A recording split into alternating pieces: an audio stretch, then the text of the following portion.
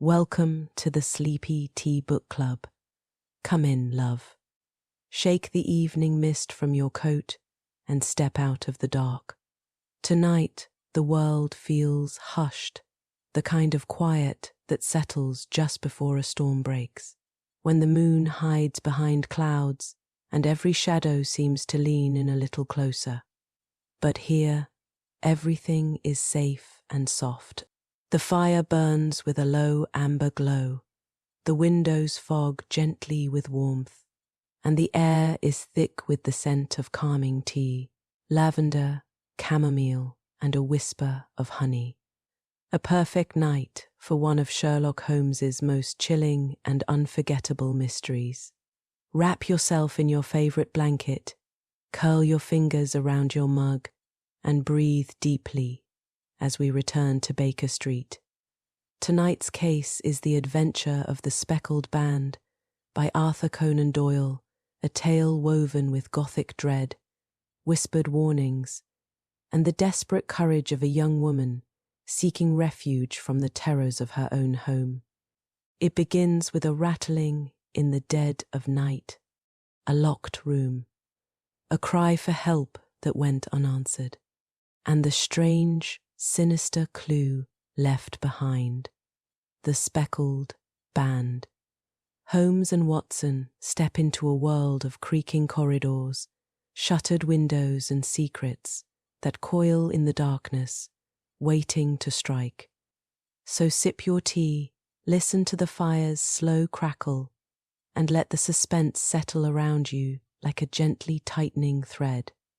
Tonight's story is a shadowed puzzle, eerie, atmospheric, and crafted with all of Conan Doyle's gothic charm.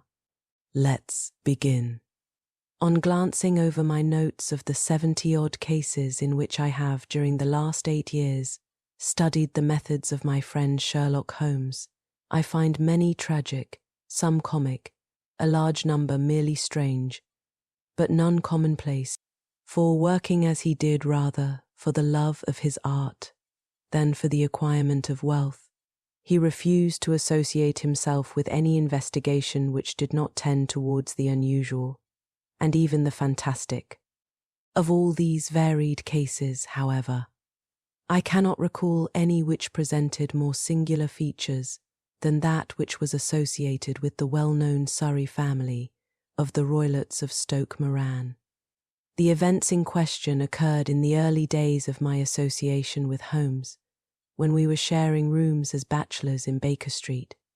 It is possible that I might have placed them upon record before, but a promise of secrecy was made at the time, from which I have only been freed during the last month by the untimely death of the lady to whom the pledge was given. It is perhaps as well that the facts should now come to light, for I have reasons to know that there are widespread rumours as to the death of Dr. Grimesby Roylott, which tend to make the matter even more terrible than the truth. It was early in April in the year 83 that I woke one morning to find Sherlock Holmes standing, fully dressed, by the side of my bed. He was a late riser, as a rule, and as the clock on the mantelpiece showed me that it was only 7:15, I blinked up at him in some surprise, and perhaps just a little resentment, for I was myself regular in my habits. "Very sorry to knock you up, Watson," said he, "but it's the common lot this morning. Mrs. Hudson has been knocked up," she retorted upon me, "and I on you. What is it then, a fire? No, a client. It seems that a young lady has arrived in a considerable state of excitement, who insists upon seeing me. She is waiting now in the sitting room. Now, when young ladies wander about the metropolis at this hour of the morning and knock sleepy people up out of their beds, I presume that it is something very pressing which they have to communicate.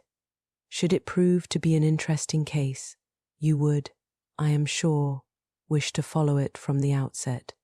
I thought, at any rate, that I should call you and give you the chance. My dear fellow, I would not miss it for anything. I had no keener pleasure than in following Holmes in his professional investigations, and in admiring the rapid deductions, as swift as intuitions, and yet always founded on a logical basis, with which he unravelled the problems which were submitted to him. I rapidly threw on my clothes and was ready in a few minutes to accompany my friend down to the sitting-room. A lady dressed in black and heavily veiled, who had been sitting in the window, rose as we entered. "Good morning, madam," said Holmes cheerily. "My name is Sherlock Holmes.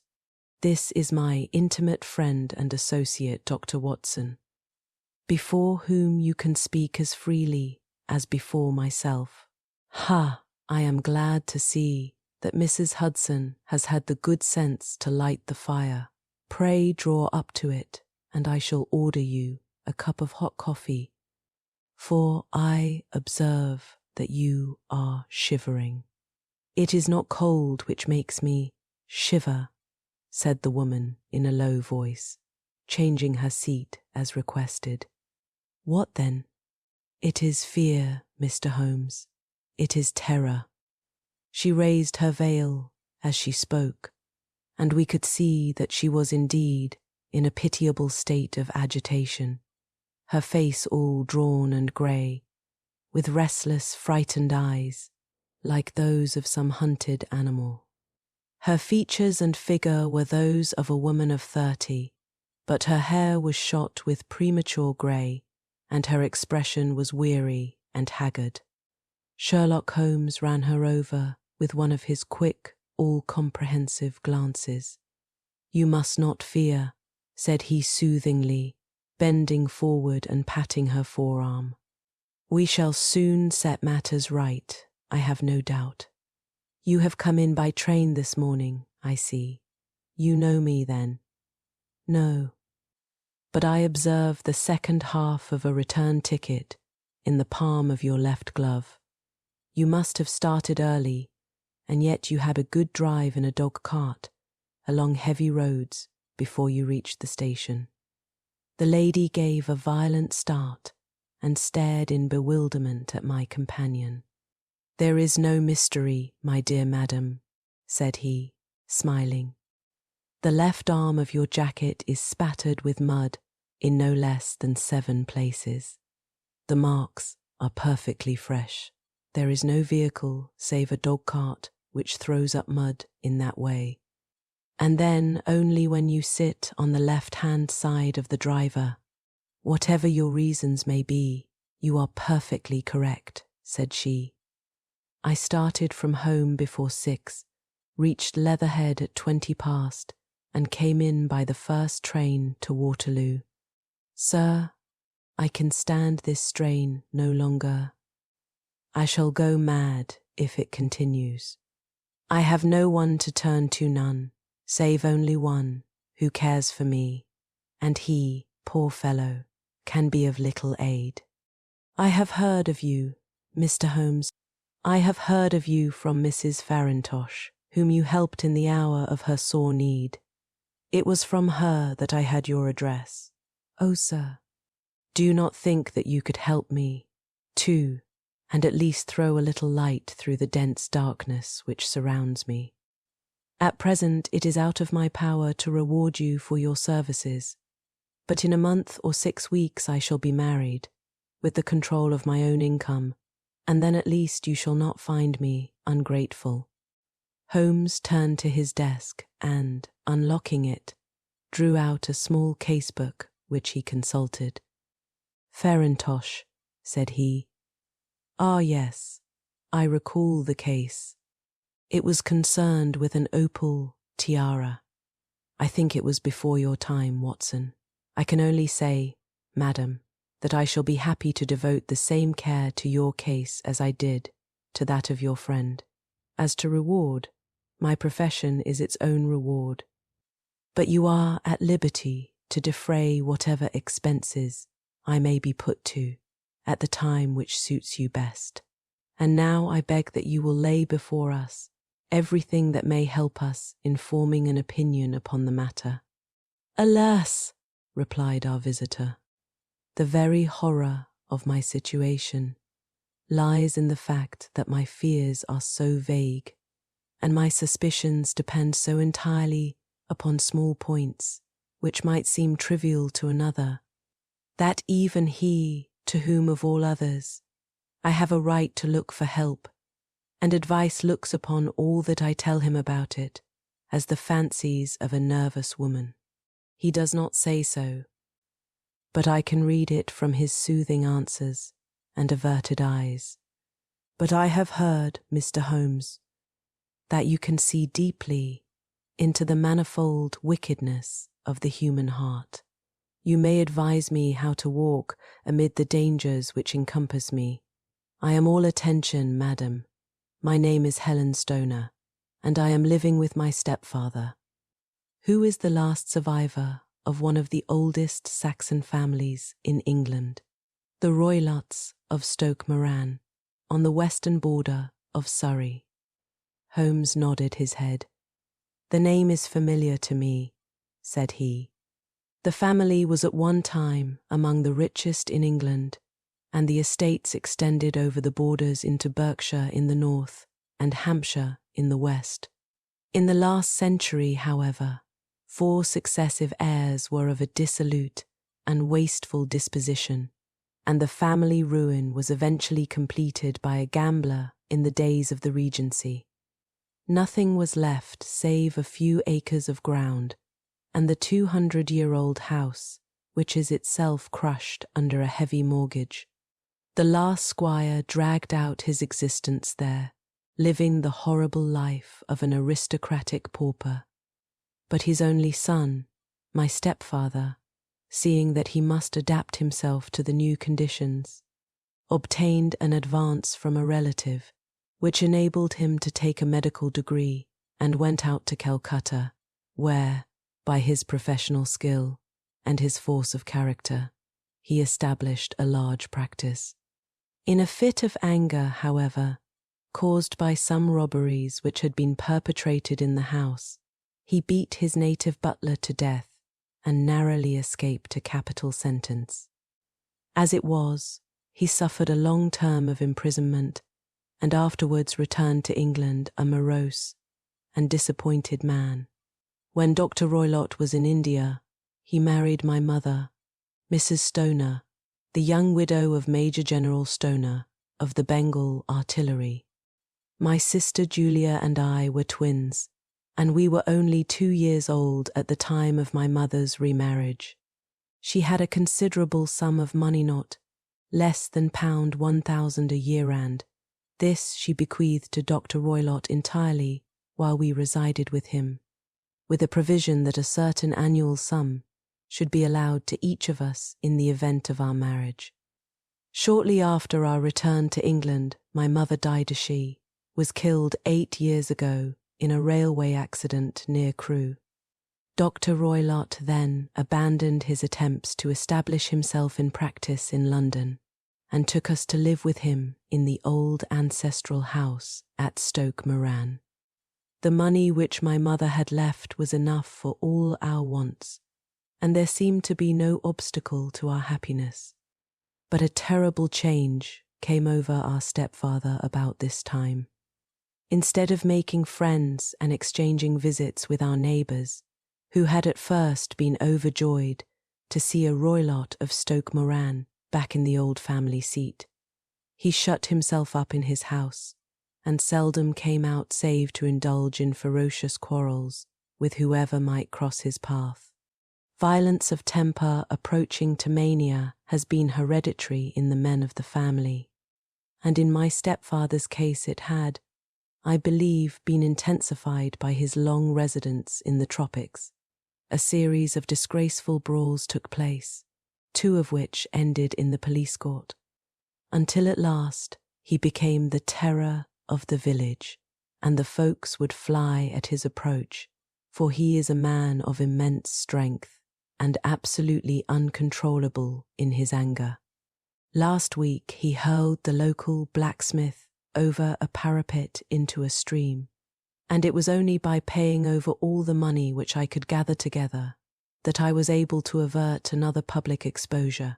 He had no friends at all save the wandering gypsies, and he would give these vagabonds leave to encamp upon the few acres of bramble-covered land which represent the family estate, and would accept in return the hospitality of their tents, wandering away with them sometimes for weeks on end. He has a passion also for Indian animals, which are sent over to him by a correspondent, and he has at this moment a cheetah and a baboon, which wander freely over his grounds and are feared by the villagers almost as much as their master. You can imagine from what I say that my poor sister Julia and I had no great pleasure in our lives. No servant would stay with us, and for a long time we did all the work of the house. She was but 30 at the time of her death, and yet her hair had already begun to whiten, even as mine has. Your sister is dead then. She died just 2 years ago, and it is of her death that I wish to speak to you. You can understand that, living the life which I have described, we were little likely to see anyone of our own age and position. We had, however, an aunt, my mother's maiden sister, Miss Honoria Westphale, who lives near Harrow, and we were occasionally allowed to pay short visits at this lady's house. Julia went there at Christmas 2 years ago, and met there a half-pay major of Marines, to whom she became engaged. My stepfather learned of the engagement when my sister returned and offered no objection to the marriage. But within a fortnight of the day which had been fixed for the wedding, the terrible event occurred which has deprived me of my only companion. Sherlock Holmes had been leaning back in his chair with his eyes closed and his head sunk in a cushion, but he half opened his lids now and glanced across at his visitor. "Pray be precise as to details," said he. "It is easy for me to be so, for every event of that dreadful time is seared into my memory. The manor house is, as I have already said, very old, and only one wing is now inhabited. The bedrooms in this wing are on the ground floor, the sitting rooms being in the central block of the buildings. Of these bedrooms, the first is Dr. Roylott's, the second my sister's, and the third my own. There is no communication between them, but they all open out into the same corridor. Do I make myself plain? Perfectly so. The windows of the 3 rooms open out upon the lawn. That fatal night Dr. Roylott had gone to his room early, though we knew that he had not retired to rest, for my sister was troubled by the smell of the strong Indian cigars which it was his custom to smoke. She left her room, therefore, and came into mine, where she sat for some time, chatting about her approaching wedding. At 11 o'clock she rose to leave me, but she paused at the door and looked back. "Tell me, Helen," said she, "have you ever heard anyone whistle in the dead of the night?" "Never," said I. "I suppose that you could not possibly whistle, yourself, in your sleep." "Certainly not." "But why?" "Because during the last few nights I have always, about 3 in the morning, heard a low, clear whistle. I am a light sleeper, and it has awakened me. I cannot tell where it came from, perhaps from the next room, perhaps from the lawn. I thought that I would just ask you whether you had heard it. No, I have not. It must be those wretched gypsies in the plantation. Very likely. And yet, if it were on the lawn, I wonder that you did not hear it also. But I sleep more heavily than you. Well, it is of no great consequence, at any rate." She smiled back at me, closed my door, and a few moments later I heard her key turn in the lock. "Indeed," said Holmes. "Was it your custom always to lock yourselves in at night?" "Always. I think that I mentioned to you that the doctor kept a cheetah and a baboon. We had no feeling of security unless our doors were locked. Quite so. Pray proceed with your statement. I could not sleep that night. A vague feeling of impending misfortune impressed me. My sister and I, you will recollect, were twins, and you know how subtle are the links which bind two souls, which are so closely allied. It was a wild night. The wind was howling outside, and the rain was beating and splashing against the windows. Suddenly, amid all the hubbub of the gale, there burst forth the wild scream of a terrified woman. I knew that it was my sister's voice. I sprang from my bed, wrapped a shawl round me, and rushed into the corridor. As I opened my door, I seemed to hear a low whistle, such as my sister described, and a few moments later a clanging sound, as if a mass of metal had fallen. As I ran down the passage, my sister's door was unlocked and revolved slowly upon its hinges.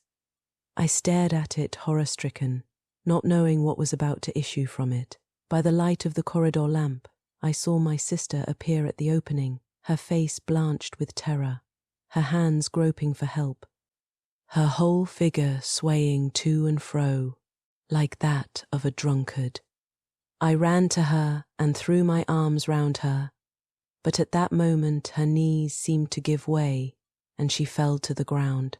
She writhed as one who is in terrible pain, and her limbs were dreadfully convulsed. At first I thought that she had not recognized me, but as I bent over her, she suddenly shrieked out in a voice which I shall never forget. My God, Helen, it was the band, the Speckled band. There was something else which she would fain have said, and she stabbed with her finger into the air in the direction of the doctor's room. But a fresh convulsion seized her and choked her words. I rushed out, calling loudly for my stepfather, and I met him hastening from his room in his dressing gown. When he reached my sister's side, she was unconscious, and though he poured brandy down her throat and sent for medical aid from the village, all efforts were in vain, for she slowly sank and died without having recovered her consciousness. Such was the dreadful end of my beloved sister. One moment, said Holmes. Are you sure about this whistle and metallic sound? Could you swear to it? That was what the county coroner asked me at the inquiry. It is my strong impression that I heard it. And yet, among the crash of the gale and the creaking of an old house, I may possibly have been deceived. Was your sister dressed? No, she was in her nightdress. In her right hand was found the charred stump of a match, and in her left a matchbox, showing that she had struck a light and looked about her when the alarm took place. That is important. And what conclusions did the coroner come to? He investigated the case with great care, for Dr. Roylott's conduct had long been notorious in the county, but he was unable to find any satisfactory cause of death. My evidence showed that the door had been fastened upon the inner side, and the windows were blocked by old-fashioned shutters with broad iron bars, which were secured every night. The walls were carefully sounded, and were shown to be quite solid all round, and the flooring was also thoroughly examined, with the same result. The chimney is wide, but is barred up by 4 large staples. It is certain, therefore, that my sister was quite alone when she met her end. Besides, there were no marks of any violence upon her. How about poison? The doctors examined her for it, but without success. What do you think that this unfortunate lady died of, then? It is my belief that she died of pure fear and nervous shock, though what it was that frightened her, I cannot imagine. Were there gypsies in the plantation at the time? Yes, there are nearly always some there. And what did you gather from this allusion to a speckled band? Sometimes I have thought that it was merely the wild talk of delirium, sometimes that it may have referred to some band of people, perhaps to these very gypsies in the plantation. I do not know whether the spotted handkerchiefs which so many of them wear over their heads might have suggested the strange adjective which she used. Holmes shook his head, like a man who is far from being satisfied. "These are very deep waters," said he. "Pray go on with your narrative. 2 years have passed since then, and my life has been, until lately, lonelier than ever. A month ago, however, a dear friend, whom I have known for many years, has done me the honour to ask my hand in marriage. His name is Armitage Percy Armitage, the second son of Mr. Armitage, of Cranewater, near Reading. My stepfather has offered no opposition to the match, and we are to be married in the course of the spring. 2 days ago, some repairs were started in the west wing of the building, and my bedroom wall has been pierced, so that I have had to move into the chamber in which my sister died, and to sleep in the very bed in which she slept. Imagine, then, my thrill of terror when last night, as I lay awake, thinking over her terrible fate, I suddenly heard in the silence of the night the low whistle which had been the herald of her own death. I sprang up and lit the lamp, but nothing was to be seen in the room. I was too shaken to go to bed again, however, so I dressed, and as soon as it was daylight, I slipped down, got a dog-cart at the Crown Inn, which is opposite, and drove to Leatherhead, from whence I have come on this morning, with the one object of seeing you and asking your advice." "You have done wisely," said my friend. "But have you told me all?" "Yes, all." "Miss Roylott, you have not. You are screening your stepfather." "Why? What do you mean?" For answer, Holmes pushed back the frill of black lace which fringed the hand that lay upon our visitor's knee. 5 little livid spots, the marks of 4 fingers and a thumb, were printed upon the white wrist. "You have been cruelly used," said Holmes. The lady coloured deeply and covered over her injured wrist. "He is a hard man," she said, "and perhaps he hardly knows his own strength." There was a long silence, during which Holmes leaned his chin upon his hands and stared into the crackling fire. "This is a very deep business," he said at last. "There are 1,000 details which I should desire to know before I decide upon our course of action. Yet we have not a moment to lose. If we were to come to Stoke Moran today, would it be possible for us to see over these rooms without the knowledge of your stepfather? As it happens, he spoke of coming into town today upon some most important business. It is probable that he will be away all day, and that there would be nothing to disturb you. We have a housekeeper now, but she is old and foolish, and I could easily get her out of the way." "Excellent. You are not averse to this trip." "Watson? By no means. Then we shall both come. What are you going to do yourself?" "I have 1 or 2 things which I would wish to do now that I am in town, but I shall return by the 12 o'clock train, so as to be there in time for your coming, and you may expect us early in the afternoon. I have myself some small business matters to attend to. Will you not wait and breakfast?" "No." "I must go. My heart is lightened already since I have confided my trouble to you. I shall look forward to seeing you again this afternoon." She dropped her thick black veil over her face and glided from the room. "And what do you think of it all, Watson?" asked Sherlock Holmes, leaning back in his chair. "It seems to me to be a most dark and sinister business. Dark enough and sinister enough. Yet, if the lady is correct in saying that the flooring and walls are sound, and that the door, window, and chimney are impassable, then her sister must have been undoubtedly alone when she met her mysterious end. What becomes, then, of these nocturnal whistles? And what of the very peculiar words of the dying woman? I cannot think, when you combine the ideas of whistles at night, the presence of a band of gypsies who are on intimate terms with this old doctor, the fact that we have every reason to believe that the doctor has an interest in preventing his stepdaughter's marriage, the dying allusion to a band, and, finally, the fact that Miss Helen Stoner heard a metallic clang, which might have been caused by one of those metal bars that secured the shutters falling back into its place.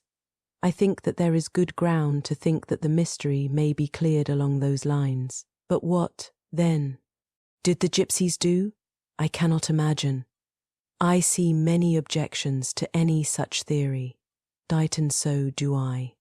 It is precisely for that reason that we are going to Stoke Moran this day. I want to see whether the objections are fatal, or if they may be explained away. But what in the name of the devil? The ejaculation had been drawn from my companion by the fact that our door had been suddenly dashed open, and that a huge man had framed himself in the aperture. His costume was a peculiar mixture of the professional and of the agricultural, having a black top hat, a long frock coat, and a pair of high gaiters, with a hunting crop swinging in his hand. So tall was he that his hat actually brushed the crossbar of the doorway, and his breadth seemed to span it across from side to side. A large face, seared with 1,000 wrinkles, burned yellow with the sun, and marked with every evil passion, was turned from one to the other of us, while his deep-set, bile-shot eyes and his high, thin, fleshless nose gave him somewhat the resemblance to a fierce old bird of prey. "Which of you is Holmes?" asked this apparition. "My name, sir. But you have the advantage of me," said my companion quietly. "I am Dr. Grimesby Roylott of Stoke Moran." "Indeed, doctor," said Holmes blandly. "Pray take a seat. I will do nothing of the kind. My stepdaughter has been here. I have traced her." "What has she been saying to you?"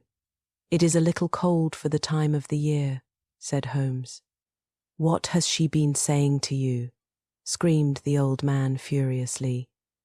"But I have heard that the crocuses promise well," continued my companion, imperturbably. "Ha! You put me off, do you?" said our new visitor, taking a step forward and shaking his hunting crop. "I know you, you scoundrel. I have heard of you before. You are Holmes, the meddler." My friend smiled. "Holmes, the busybody." His smile broadened. "Holmes, the Scotland Yard Jack in office." Holmes chuckled heartily. "Your conversation is most entertaining," said he. "When you go out, close the door, for there is a decided draught. I will go when I have had my say. Don't you dare to meddle with my affairs. I know that Miss Stoner has been here. I traced her. I am a dangerous man to fall foul of. See here." He stepped swiftly forward, seized the poker, and bent it into a curve with his huge brown hands. "See that you keep yourself out of my grip," he snarled, and hurling the twisted poker into the fireplace, he strode out of the room. "He seems a very amiable person," said Holmes, laughing. "I am not quite so bulky, but if he had remained, I might have shown him that my grip was not much more feeble than his own." As he spoke, he picked up the steel poker and, with a sudden effort, straightened it out again. Fancy his having the insolence to confound me with the official detective force.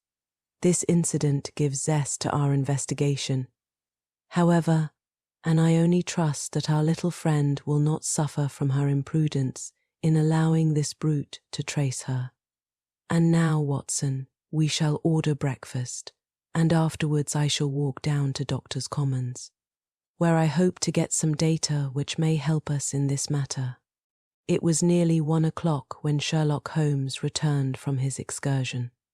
He held in his hand a sheet of blue paper, scrawled over with notes and figures. "I have seen the will of the deceased wife," said he. "To determine its exact meaning, I have been obliged to work out the present prices of the investments with which it is concerned.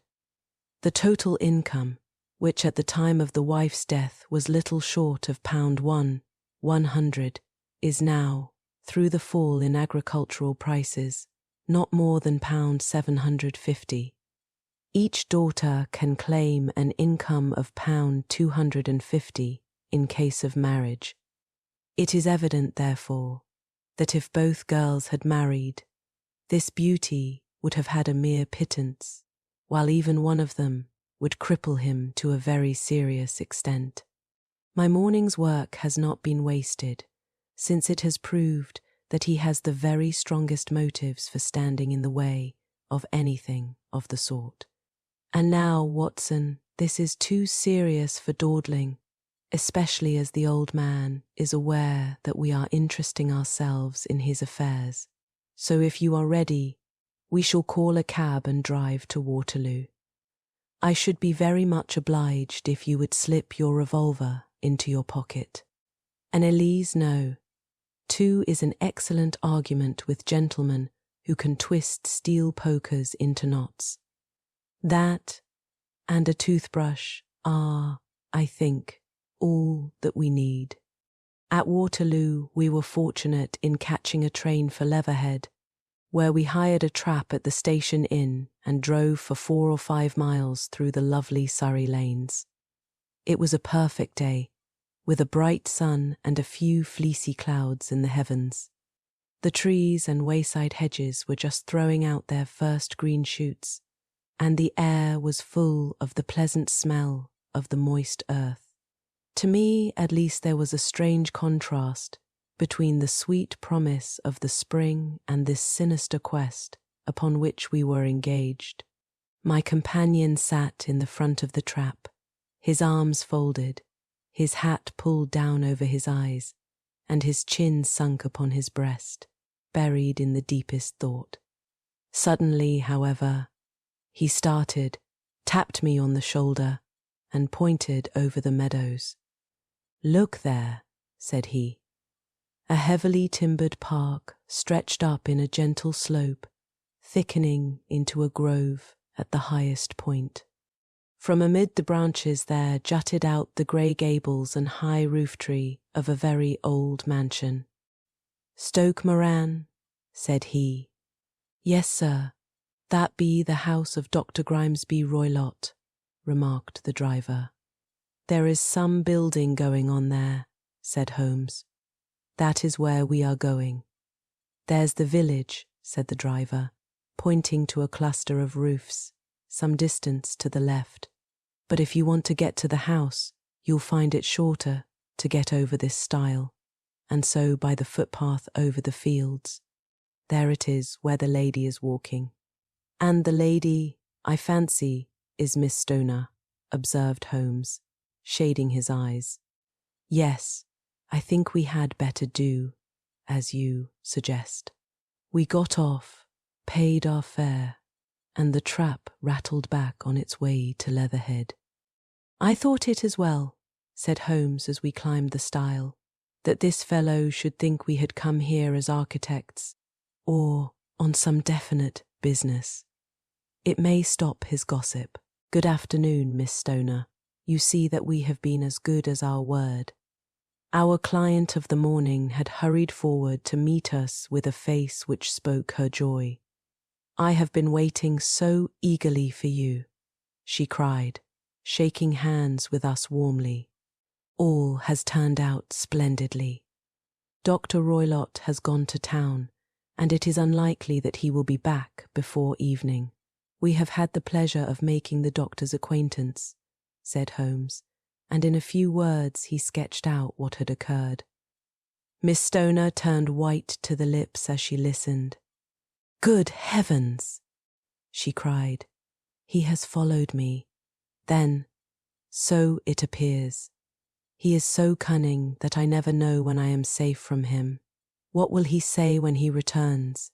He must guard himself, for he may find that there is someone more cunning than himself upon his track. You must lock yourself up from him tonight. If he is violent, we shall take you away to your aunt's at Harrow. Now we must make the best use of our time. So kindly take us at once to the rooms which we are to examine."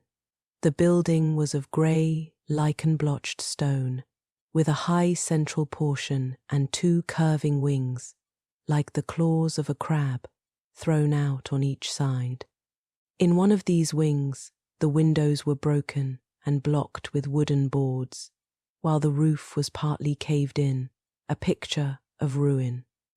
The central portion was in little better repair, but the right-hand block was comparatively modern, and the blinds in the windows, with the blue smoke curling up from the chimneys, showed that this was where the family resided. Some scaffolding had been erected against the end wall, and the stonework had been broken into, but there were no signs of any workmen at the moment of our visit.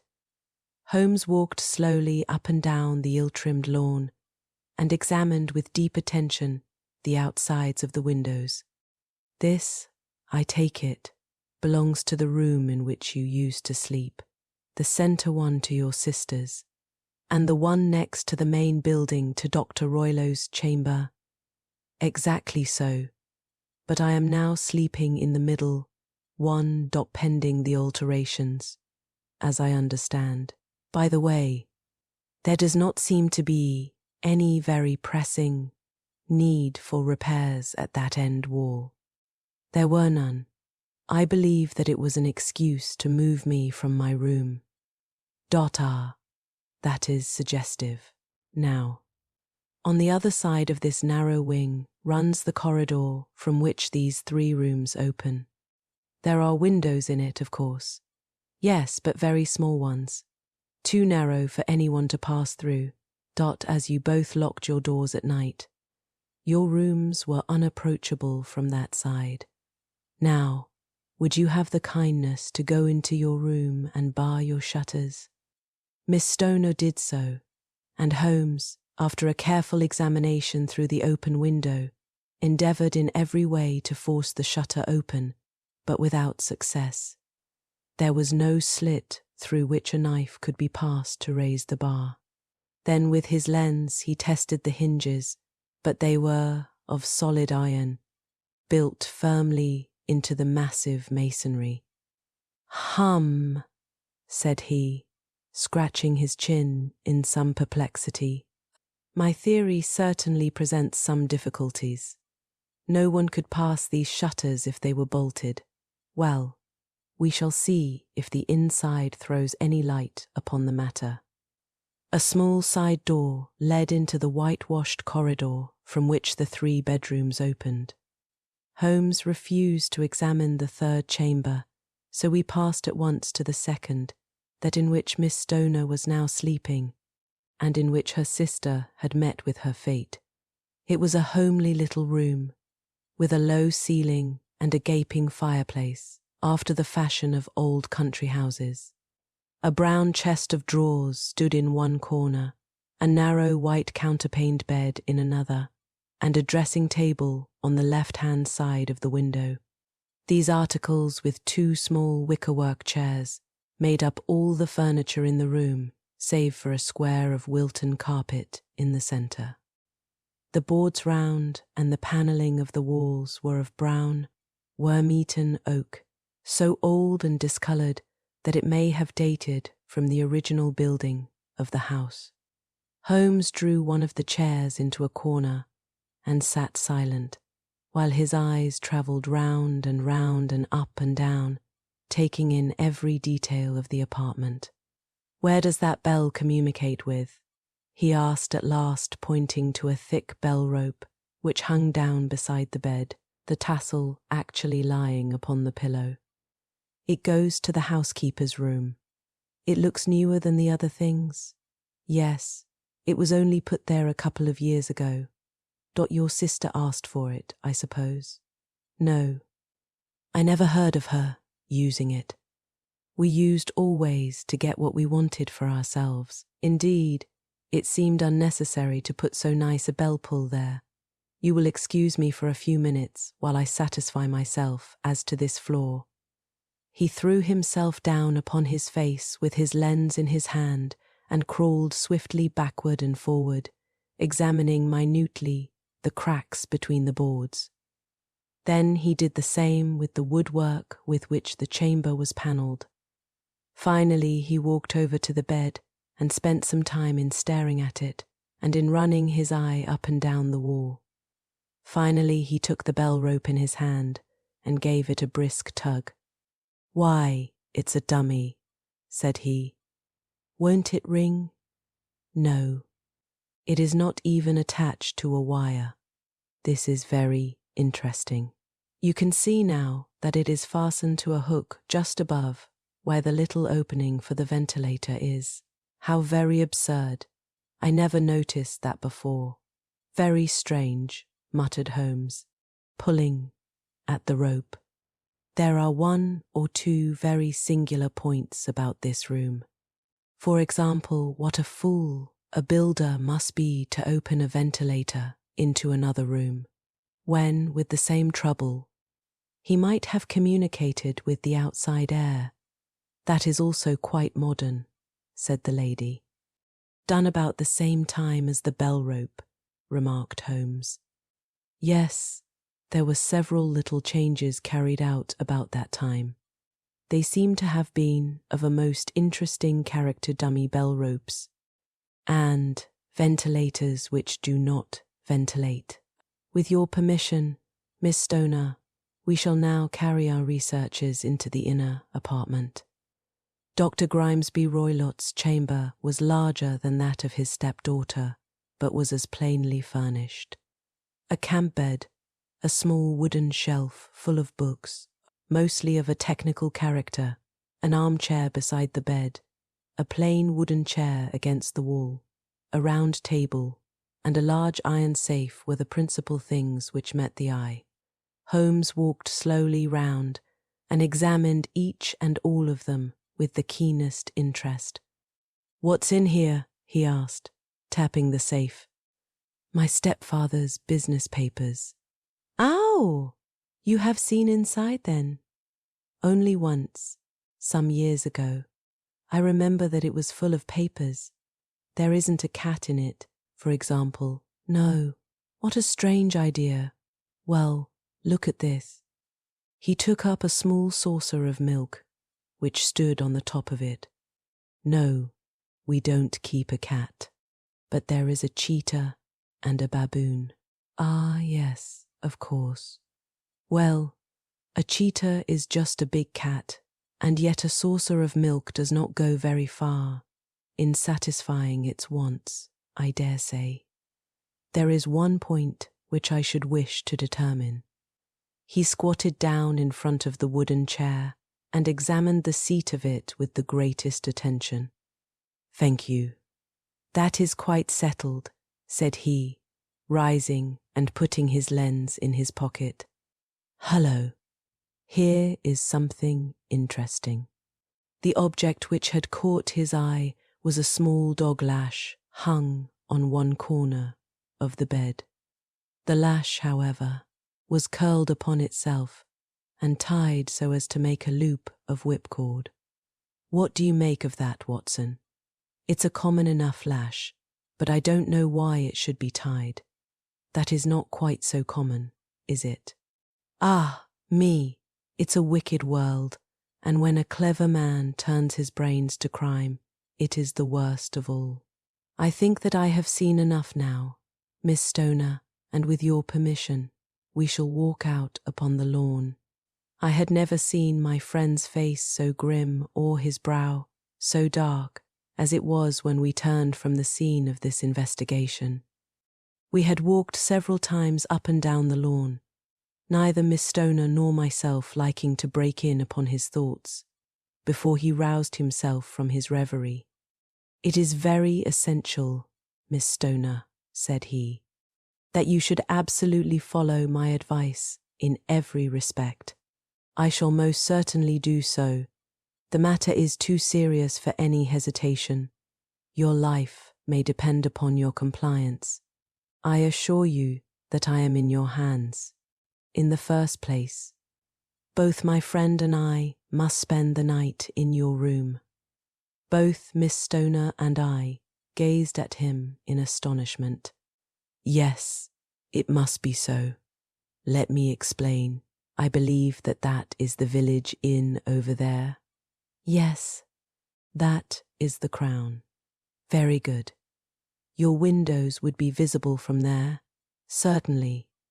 You must confine yourself to your room, on pretense of a headache, when your stepfather comes back. Then when you hear him retire for the night, you must open the shutters of your window, undo the hasp, put your lamp there as a signal to us, and then withdraw quietly with everything which you are likely to want into the room which you used to occupy. I have no doubt that, in spite of the repairs, you could manage there for one night." "Oh yes, easily. The rest you will leave in our hands. But what will you do?" "We shall spend the night in your room, and we shall investigate the cause of this noise which has disturbed you." "I believe, Mr. Holmes, that you have already made up your mind," said Miss Stoner, laying her hand upon my companion's sleeve. "Perhaps I have. Then, for pity's sake, tell me what was the cause of my sister's death. I should prefer to have clearer proofs before I speak. You can at least tell me whether my own thought is correct, and if she died from some sudden fright." "No, I do not think so. I think that there was probably some more tangible cause. And now, Miss Stoner, we must leave you, for if Dr. Roylott returned and saw us, our journey would be in vain.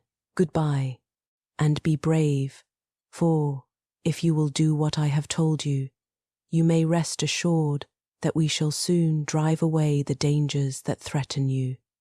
Sherlock Holmes and I had no difficulty in engaging a bedroom and sitting room at the Crown Inn. They were on the upper floor, and from our window we could command a view of the avenue gate and of the inhabited wing of Stoke Moran Manor House. At dusk we saw Dr. Grimesby Roylott drive past, his huge form looming up beside the little figure of the lad who drove him. The boy had some slight difficulty in undoing the heavy iron gates, and we heard the hoarse roar of the doctor's voice and saw the fury with which he shook his clenched fists at him. The trap drove on, and a few minutes later we saw a sudden light spring up among the trees as the lamp was lit in one of the sitting rooms. "Do you know, Watson," said Holmes, as we sat together in the gathering darkness, "I have really some scruples as to taking you tonight. There is a distinct element of danger. Can I be of assistance? Your presence might be invaluable. Then I shall certainly come. It is very kind of you. You speak of danger. You have evidently seen more in these rooms than was visible to me." "No, but I fancy that I may have deduced a little more. I imagine that you saw all that I did. I saw nothing remarkable save the bell rope, and what purpose that could answer, I confess, is more than I can imagine. You saw the ventilator too?" "Yes, but I do not think that it is such a very unusual thing to have a small opening between two rooms. It was so small that a rat could hardly pass through. I knew that we should find a ventilator before ever we came to Stoke Moran." "My dear Holmes." "Yes, I did. You remember in her statement she said that her sister could smell Dr. Roylott's cigar. Now, Of course, that suggested at once that there must be a communication between the two rooms. It could only be a small one. Or it would have been remarked upon at the coroner's inquiry. I deduced a ventilator. But what harm can there be in that? Well, there is at least a curious coincidence of dates. A ventilator is made, a cord is hung, and a lady who sleeps in the bed dies. Does not that strike you? I cannot as yet see any connection. Did you observe anything very peculiar about that bed? No, it was clamped to the floor. Did you ever see a bed fastened like that before? I cannot say that I have. The lady could not move her bed. It must always be in the same relative position to the ventilator and to the rapport, so we may call it, since it was clearly never meant for a bell pull. Holmes, I cried. I seem to see dimly what you are hinting at. We are only just in time to prevent some subtle and horrible crime. Subtle enough and horrible enough. When a doctor does go wrong, he is the first of criminals. He has nerve and he has knowledge. Palmer and Pritchard were among the heads of their profession. This man strikes even deeper. But I think, Watson, that we shall be able to strike deeper still. But we shall have horrors enough before the night is over. For goodness sake, let us have a quiet pipe and turn our minds for a few hours to something more cheerful. About 9 o'clock the light among the trees was extinguished, and all was dark in the direction of the manor house.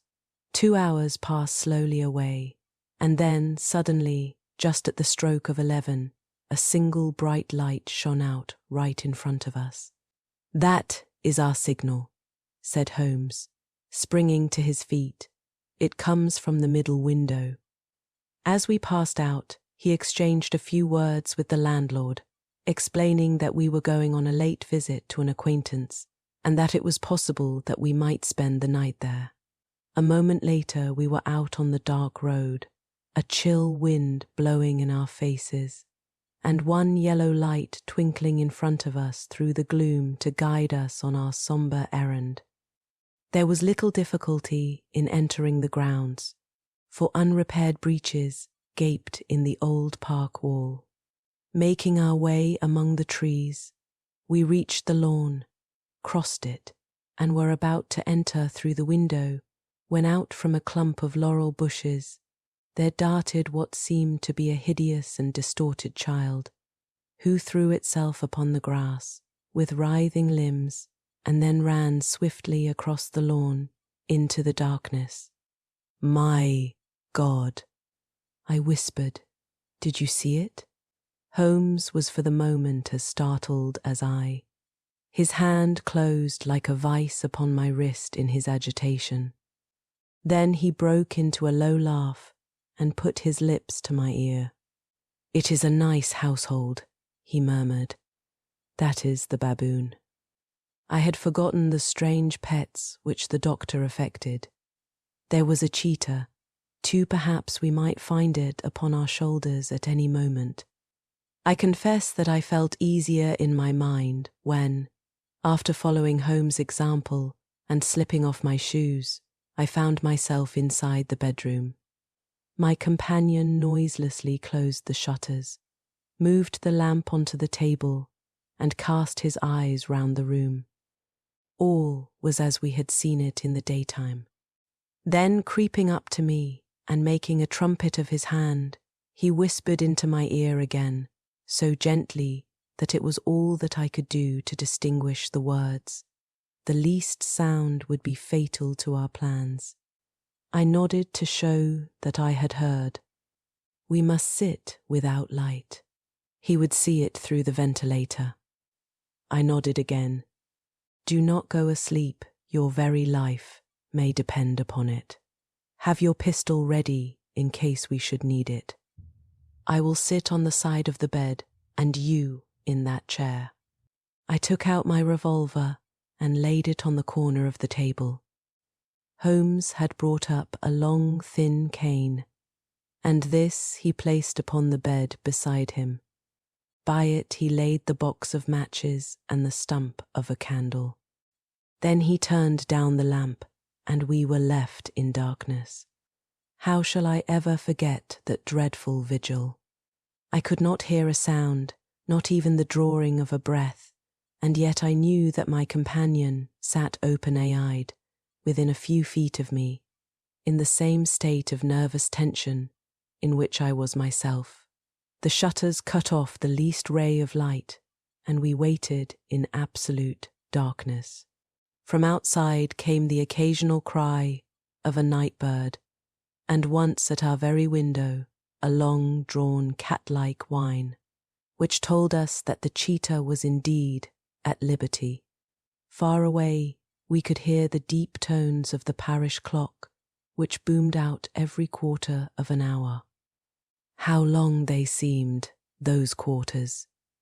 12 struck, and 1 and 2 and 3, and still we sat waiting silently for whatever might befall. Suddenly, there was the momentary gleam of a light up in the direction of the ventilator, which vanished immediately, but was succeeded by a strong smell of burning oil and heated metal. Someone in the next room had lit a dark lantern. I heard a gentle sound of movement, and then all was silent once more, though the smell grew stronger. For half an hour I sat with straining ears. Then suddenly another sound became audibler, very gentle, soothing sound, like that of a small jet of steam escaping continually from a kettle. The instant that we heard it, Holmes sprang from the bed, struck a match, and lashed furiously with his cane at the bell pull. "You see it, Watson?" he yelled. "You see it?" But I saw nothing. At the moment when Holmes struck the light, I heard a low, clear whistle, but the sudden glare flashing into my weary eyes made it impossible for me to tell what it was at which my friend lashed so savagely. I could, however, see that his face was deadly pale and filled with horror and loathing.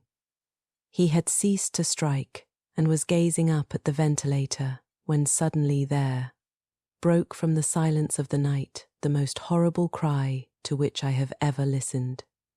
It swelled up louder and louder, a hoarse yell of pain and fear and anger, all mingled in the one dreadful shriek. They say that away down in the village, and even in the distant parsonage, that cry raised the sleepers from their beds. It struck cold to our hearts, and I stood gazing at Holmes, and he at me, until the last echoes of it had died away into the silence from which it rose. "What can it mean?" I gasped. "It means that it is all over," Holmes answered, "and perhaps, after all, it is for the best. Take your pistol, and we will enter Dr. Roylout's room." With a grave face he lit the lamp and led the way down the corridor. Twice he struck at the chamber door without any reply from within. Then he turned the handle and entered, I at his heels, with the cocked pistol in my hand. It was a singular sight which met our eyes. On the table stood a dark lantern with the shutter half open, throwing a brilliant beam of light upon the iron safe, the door of which was ajar. Beside this table, on the wooden chair, sat Dr. Grimesby Roylott, clad in a long grey dressing gown, his bare ankles protruding beneath, and his feet thrust into red heelless Turkish slippers. Across his lap lay the short stock with the long lash which we had noticed during the day. His chin was cocked upward, and his eyes were fixed in a dreadful, rigid stare at the corner of the ceiling. Round his brow he had a peculiar yellow band, with brownish speckles, which seemed to be bound tightly round his head. As we entered, he made neither sound nor motion. "The band, the speckled band," whispered Holmes. I took a step forward. In an instant his strange headgear began to move, and there reared itself from among his hair the squat diamond-shaped head and puffed neck of a loathsome serpent. "It is a swamp adder," cried Holmes, "the deadliest snake in India. He has died within 10 seconds of being bitten." Violence does, in truth, recoil upon the violent, and the schemer falls into the pit which he digs for another. Let us thrust this creature back into its den, and we can then remove Miss Stoner to some place of shelter, and let the county police know what has happened. As he spoke, he drew the dog whip swiftly from the dead man's lap, and throwing the noose round the reptile's neck, he drew it from its horrid perch, and carrying it at arm's length, threw it into the iron safe, which he closed upon it. Such are the true facts of the death of Dr. Grimesby Roylott of Stoke Moran. It is not necessary that I should prolong a narrative which has already run to too great a length by telling how we broke the sad news to the terrified girl, how we conveyed her by the morning train to the care of her good aunt at Harrow, of how the slow process of official inquiry came to the conclusion that the doctor met his fate while indiscreetly playing with a dangerous pet. The little which I had yet to learn of the case was told me by Sherlock Holmes as we travelled back next day. "I had," said he, "come to an entirely erroneous conclusion, which shows, my dear Watson, how dangerous it always is to reason from insufficient data. The presence of the gypsies, and the use of the word band, which was used by the poor girl, no doubt, to explain the appearance which she had caught a hurried glimpse of by the light of her match, was sufficient to put me upon an entirely wrong scent. I can only claim the merit that I instantly reconsidered my position, when, however, it became clear to me that whatever danger threatened an occupant of the room could not come either from the window or the door. My attention was speedily drawn, as I have already remarked to you, to this ventilator and to the bell rope which hung down to the bed. The discovery that this was a dummy and that the bed was clamped to the floor instantly gave rise to the suspicion that the rope was there as a bridge for something passing through the hole and coming to the bed. The idea of a snake instantly occurred to me, and when I coupled it with my knowledge that the doctor was furnished with a supply of creatures from India, I felt that I was probably on the right track. The idea of using a form of poison which could not possibly be discovered by any chemical test was just such a one as would occur to a clever and ruthless man who had had an Eastern training. The rapidity with which such a poison would take effect would also, from his point of view, be an advantage. It would be a sharp-eyed coroner, indeed, who could distinguish the 2 little dark punctures which would show where the poison fangs had done their work. Then I thought of the whistle. Of course he must recall the snake before the morning light revealed it to the victim. He had trained it, probably by the use of the milk which we saw, to return to him when summoned. He would put it through this ventilator at the hour that he thought best, with the certainty that it would crawl down the rope and land on the bed. It might or might not bite the occupant. Perhaps she might escape every night for a week. But sooner or later, she must fall a victim. I had come to these conclusions before ever I had entered his room. An inspection of his chair showed me that he had been in the habit of standing on it, which of course would be necessary in order that he should reach the ventilator. The sight of the safe, the saucer of milk, and the loop of whipcord were enough to finally dispel any doubts which may have remained. The metallic clang heard by Miss Stoner was obviously caused by her stepfather hastily closing the door of his safe upon its terrible occupant. Having once made up my mind, you know the steps which I took in order to put the matter to the proof.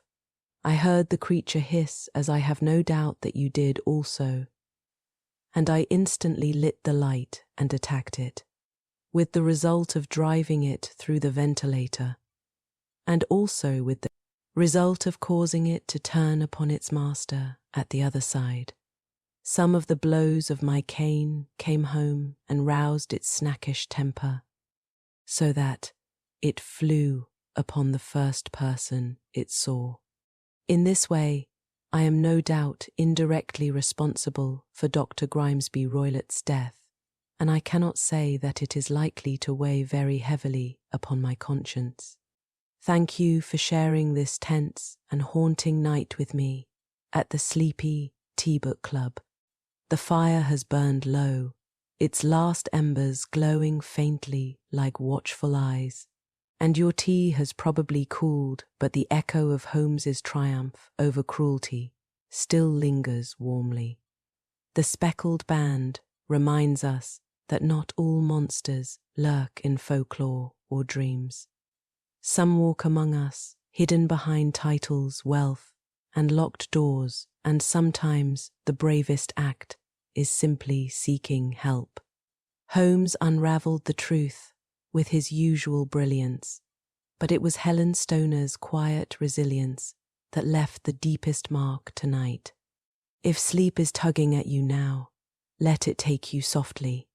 And if you're still wide awake after that chilling tale, there's always another mystery waiting on the shelf. Tell me in the comments what tea kept you company this evening, and which Holmes adventure you'd like us to explore next. Rest gently, love, and I'll see you soon for another night at the Sleepy Tea Book Club.